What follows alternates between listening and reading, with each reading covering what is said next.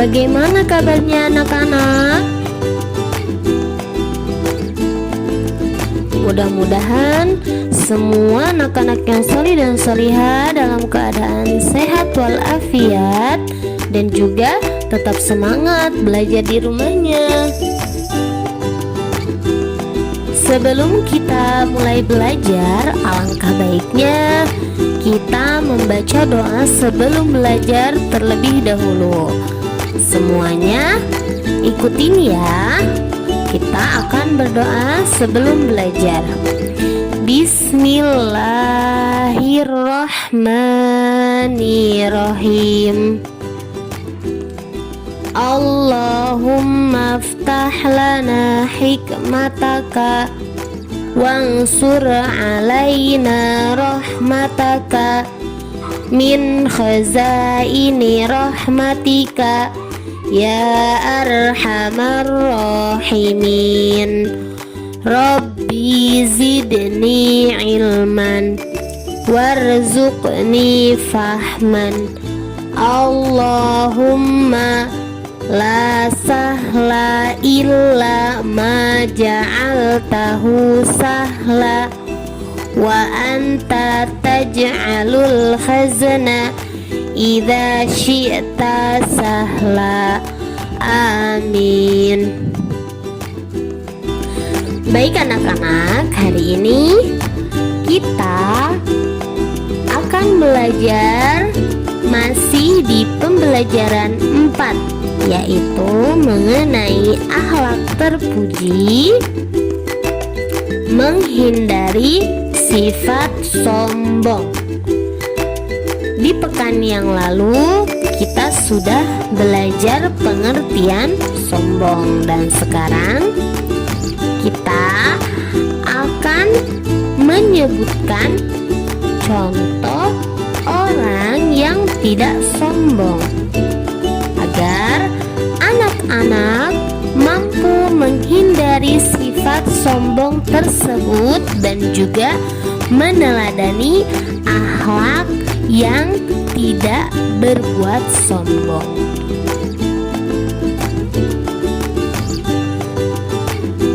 Di sini orang yang tidak sombong itu adalah Nabi Muhammad Sallallahu Alaihi Wasallam atau Rasulullah Sallallahu Alaihi Wasallam.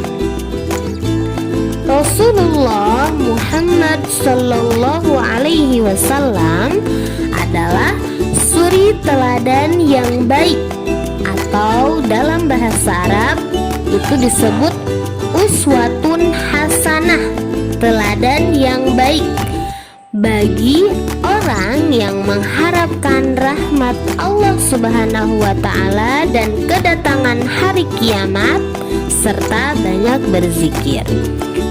Quran surat Al-Ahzab ayat 21 yang berbunyi, A'udzu billahi minasy syaithanir rajim. Bismillahirrahmanirrahim. Laqad kana lakum fi rasulillahi uswatun hasanah. Fi rasulillahi uswatun hasanatun liman kana yarjullah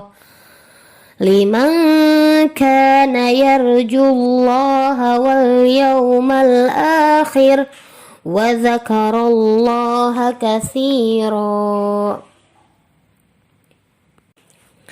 Yang artinya, sesungguhnya telah ada pada diri Rasulullah itu suri teladan yang baik bagimu, yaitu bagi orang yang mengharapkan rahmat Allah dan kedatangan hari kiamat, dan dia banyak menyebut Allah. Di antara sifat Nabi Muhammad Sallallahu Alaihi Wasallam yang harus kita teladani yaitu jujur, sabar, rendah hati, tidak sombong, rajin bekerja, rajin belajar, serta berbakti kepada kedua orang tua. Nabi Muhammad sejak dilahirkan itu dalam keadaan yatim atau ayahnya sudah meninggal ketika Nabi Muhammad lahir. Setelah itu beliau diasuh oleh ibunya yang bernama Aminah. Lalu tidak lama Nabi Muhammad SAW diasuh oleh ibunya meninggal dunia dan hak asuhnya pun jatuh kepada kakeknya yang bernama Abdul Muthalib. Tak lama diasuh oleh kakeknya lalu meninggal dunia. Lalu turunlah hak asuhnya menjadi kepada pamannya. Pamannya bernama Abu Thalib. Keluarga Abu Thalib adalah keluarga yang sederhana. Meskipun begitu, akan tetapi Nabi Shallallahu Alaihi Wasallam mengetahui bagaimana harus berbakti kepada pamannya. Nabi Muhammad selalu membantu pamannya untuk mengembala kambing.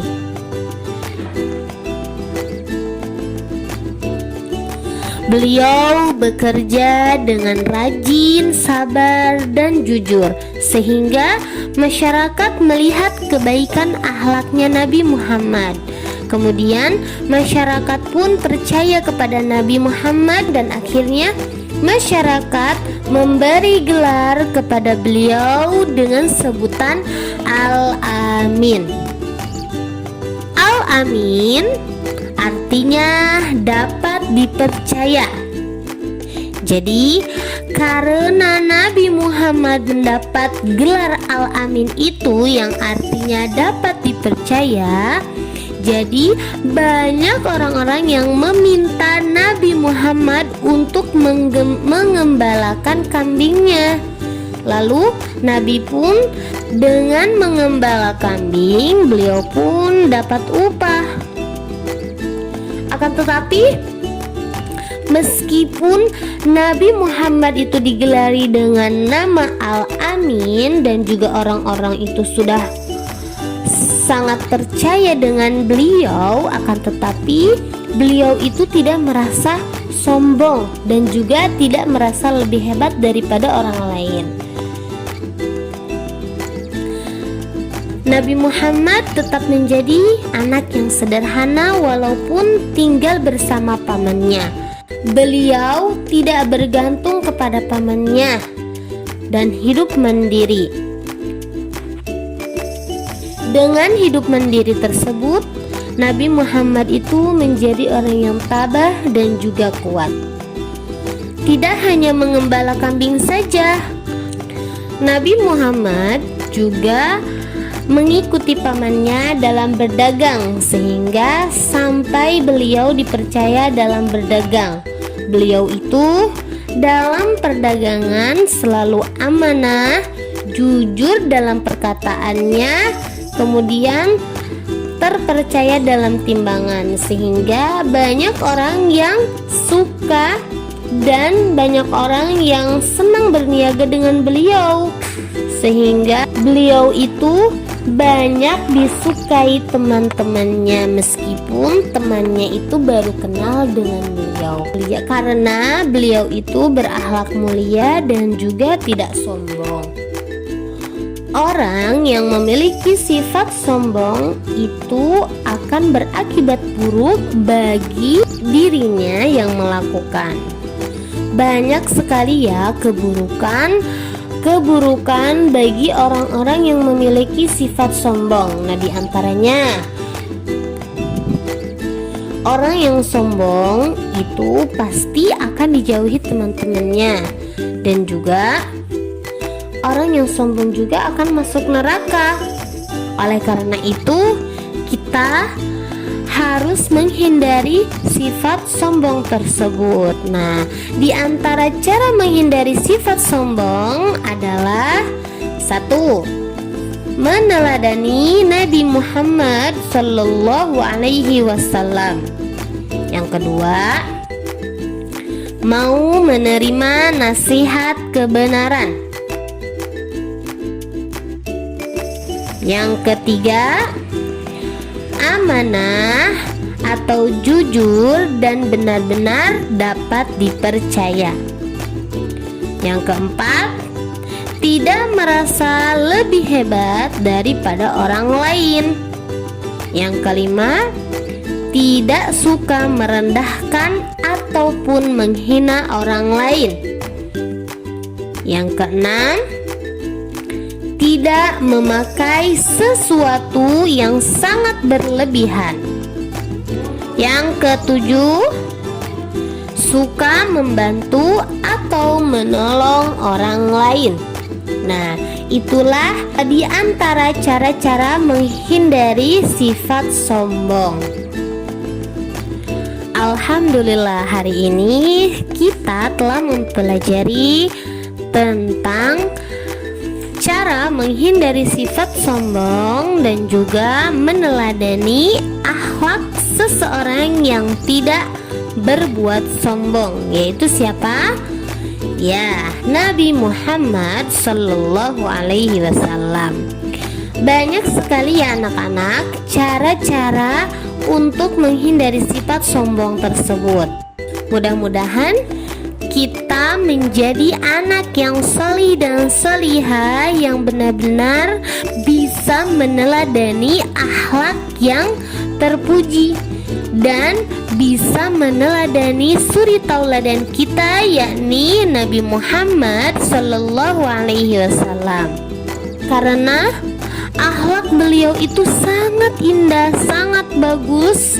Tidak ada lagi orang yang akhlaknya itu benar-benar mulia seperti Nabi Muhammad. Oleh karena itu kita harus tahu dan harus cinta kepada Nabi Muhammad, serta harus mengikuti apa-apa yang Nabi Muhammad lakukan. Karena dengan cara seperti itu, insya Allah kita juga akan menjadi seseorang yang budi pekertinya luhur dan juga lurus agamanya. Amin. Sebelum kita tutup, mari kita berdoa setelah belajar terlebih dahulu ya. Semuanya ikutin lagi ya doanya. Doa setelah belajar. Alhamdulillahi Rabbil Alamin. Subhanaka Allahumma wa bihamdika asyhadu an la ilaha illa anta astaghfiruka wa atubu ilaik. Wassalamualaikum warahmatullahi wabarakatuh.